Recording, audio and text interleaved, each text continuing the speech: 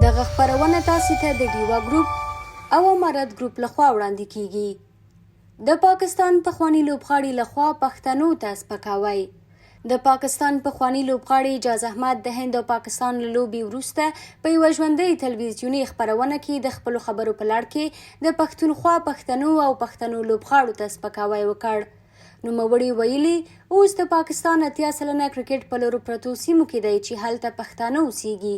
د پاکستان په لوبډله کې به ضرور 15 یا 6 لوبغاړي پښتانه وي. هغه ټول بې تعلیمه او د غرونو خلک دي. دوی سهار د کاکا یا مشر ورور سره لمونځ ته ځي او بیرته بیده کیږي. دوی دومره فشار نشي زغملی.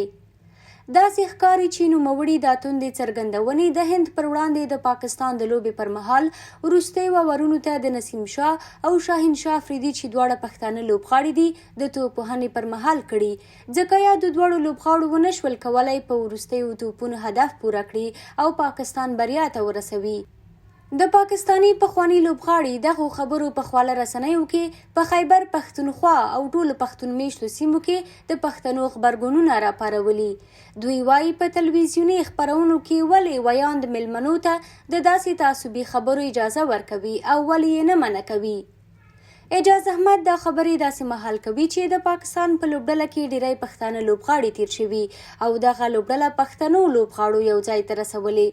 بل نور په پاکستاني لوبډله کې برحاله 2 پښتانه توپ اچوونکي لوبیږي چې ډیر کله پرې یاده لوبډله په سختو حالاتو کې تکیه کوي.